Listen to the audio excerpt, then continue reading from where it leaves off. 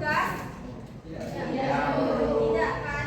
Nah, jadi kenapa Bu AI itu nggak semuanya benar? Karena kalau kalian bertanya di AI itu cuma singkat, maka jawabannya belum tentu benar atau salah. Misal, kalau kita belajar di matematika, kita tanya di situ 2 tambah 3 sama dengan berapa? Kalau dalam manusia pikir langsung kita tambahkan 2 tambah 3 sama dengan 5. Tapi kalau kita buat di AI, di ChatGPT 2 tambah 5 nggak ada sama dengannya, terjawab nggak? Nah, itu adalah namanya berpikir secara komputasional. Jadi belum tentu yang kalian cari, yang kalian tanyakan di ChatGPT, apalagi tadi chatbot, di Cici, nah, belum tentu semuanya benar. Oke, sekarang kita lihat definisi menurut pakar atau menurut ahli. Menurut John, katanya AI adalah ilmu dan rekayasa untuk membuat mesin cerdas, terutama program komputer cerdas. Itu tadi yang dibilang dari kelompok 1, mesin cerdas. Kita bisa menanyakannya semua di AI, tetapi belum tentu yang kita tanyakan itu semuanya benar. Kemudian yang kedua, menurut Elaine, AI katanya adalah studi tentang bagaimana membuat komputer melakukan hal-hal yang saat ini dapat dilakukan lebih baik oleh manusia. Dia bilang katanya mau dibuat AI ini bisa lebih baik dari pikiran manusia. Tapi menurut orang itu nggak bisa, ya kan? Karena manusialah yang berpikir itu bisa secara apapun. Kemudian yang ketiga, menurut IBM, katanya AI memanfaatkan komputer dan mesin untuk meniru kemampuan pemecahan masalah dan pengambilan keputusan manusia. Katanya di situ dia mau memanfaatkan dari pikiran manusia memecahkan suatu masalah dari pengambilan keputusan manusia. Oke, next kita lanjut. Jadi katanya seiring berjalannya waktu, pengertian dari AI ini terus mengalami perkembangan. Kerap bersentuhan dengan pertanyaan filosofis mengenai makna sejati dari kecerdasan dan sejauh mana mesin dapat dikatakan benar-benar cerdas.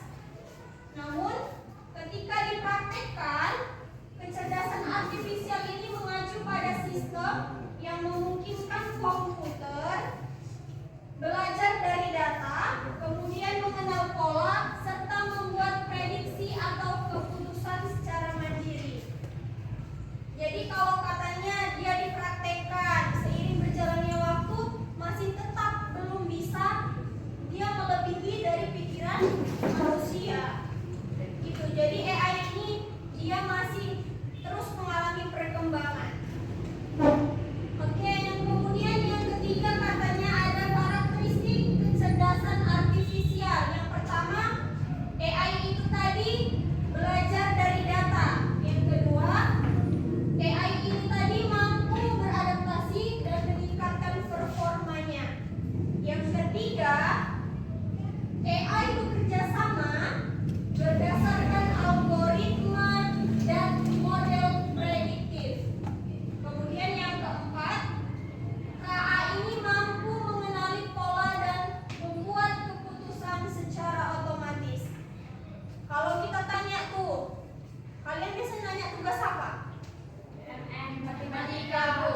Bisa nggak simbol-simbolnya itu terdeteksi di ChatGPT kalian? Bisa, Bu. Bisa. Di foto dia. Oh, dia modelnya main foto. Kemudian jawabannya juga hasilnya misalnya per dia. Kalau kita kan biasanya 1/2 gitu kan. Kalau dia di ChatGPT itu jadinya hasilnya gimana? 1/2 gini atau gimana? Biasanya 1 gini kan? Tetap sama. Nah, berarti ada juga dia yang bisa, ada juga yang enggak, ya kan? Kalau ibu kemarin belajar yang namanya pakai blok, itu memang bisa. Tetapi kalau kita menanyakannya itu secara singkat, dia nggak bisa jawabnya itu benar. Jadi kalau nggak ada aja sama dengannya, dia nggak bisa jawab. Kemudian apalagi pemrograman. Kalau dia pemrograman, kurang aja dia komanya, dia nggak akan terjawab. Itulah kelemahan dari si AI. Kalau kita kan enggak kan, 5 tambah 2. Langsung kita pikiran manusia itu tadi berapa? 5 tambah 2 7. Nah, jadi kalau kita pikiran manusia 5 tambah 2 7. Kalau kita tanyakan di AI, dia nggak bisa jawab. Itulah kelemahan dari si AI tadi. Oke. Nah, jadi ibu tanya nih, menurut kalian setelah tadi udah singkat ibu jelaskan tentang kecerdasan artifisial, menurut kalian manakah yang lebih baik, kecerdasan manusia atau kecerdasan dari si AI tadi, dari robot? Manusia.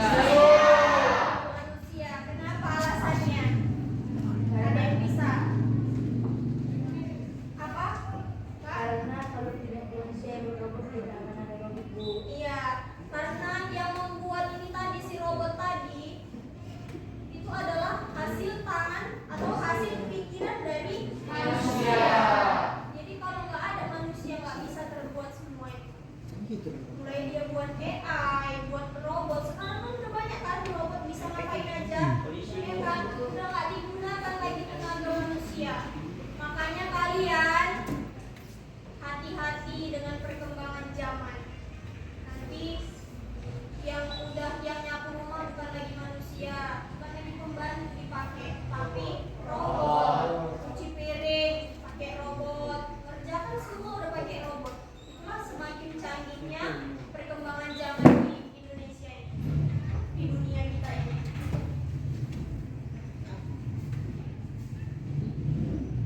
Oke, lanjut.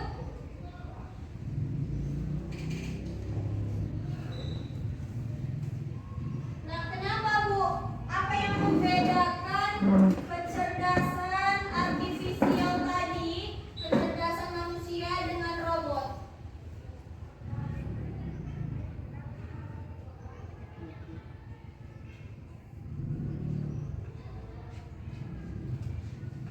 Nah, jadi dia kalau kecerdasan artifisial apa di situ katanya yang pertama?